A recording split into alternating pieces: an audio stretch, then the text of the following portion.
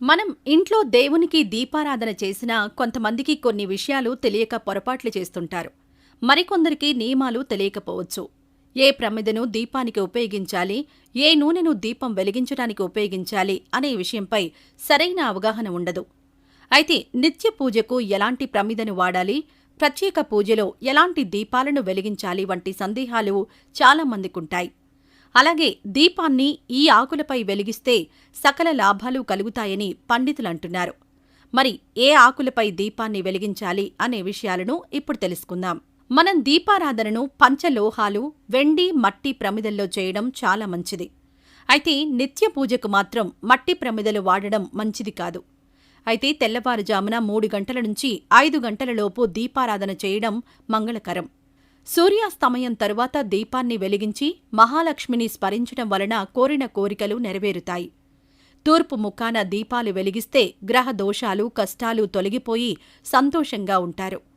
పడమటి వైపున దీపాలను వెలిగిస్తే రుణ బాధలు, శని దోష నివారణ జరుగుతుంది.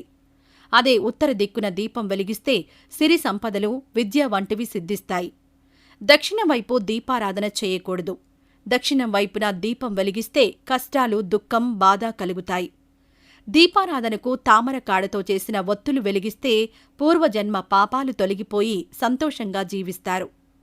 తెల్లటి కొత్త వస్త్రం మీద పన్నీరు చల్లి ఎండలో ఆరబెట్టి ఆ వస్త్రాన్ని ఒత్తులుగా చేసి దీపారాధన చేసిన శుభ ఫలితాలు పొందవచ్చు. అలాగే జిల్లేడు కాయ నుంచి వచ్చిన దూదితో ఒత్తులు చేసి వెలిగిస్తే నీటి బాధలు తొలగుతాయి. అలాగే దీపం వెలిగించడానికి ఏ నూనె వాడాలి అనే దానిపై చాలామందికి సందేహాలున్నాయి. ఎట్టి పరిస్థితుల్లో కూడా పల్లీ నూనెతో దీపారాధన చేయకూడదు. దీపారాధనకు ఆవు నెయ్యి చాలా పవిత్రమైంది. లేదంటే నువ్వుల నూనె వాడినా శ్రేష్టమే. దీపం వెలిగించడానికి ఆముదం నూనె వాడితే దాంపత్య జీవితం సుఖ సంతోషాలతో సాగుతుంది.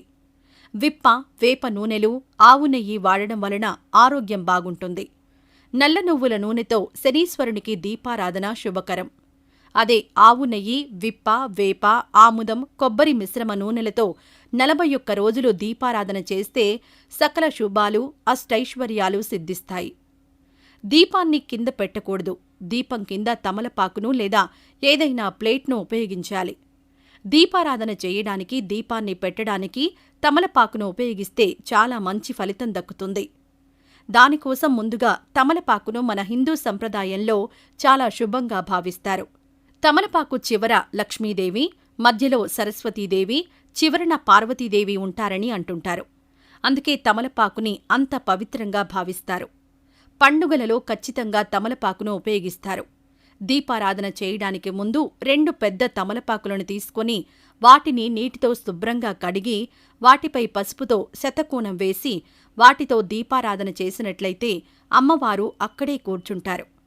ఇలా పసుపుతో ముగ్గు వేసుకుని కుంకుమతో బొట్టు పెట్టుకుని మనం దీపారాధన చేసిన ప్రమిదలను ఆ ఆకులపై పెట్టుకోవాలి.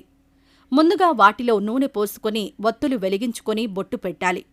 ఆ తరువాత వినాయకుడి పూజ చేసుకుని ఆ గణనాథుడి ముందు ఈ దీపాలను కనుక ఉంచినట్లయితే మీకు కలిగే ఇబ్బందులు కనుక ఉన్నట్లయితే అవన్నీ తీరుతాయి. మీరు తలపెట్టిన పనులన్నీ పూర్తవుతాయి. మీకు ఎలాంటి విఘ్నలు కలగకుండా ఆ విఘ్నేశ్వరుడు చూసుకుంటాడు. అలాగే ఆ అమ్మవారి కరుణా కటాక్షాలు కూడా మీపై ఉంటాయని పండితులు చెబుతున్నారు.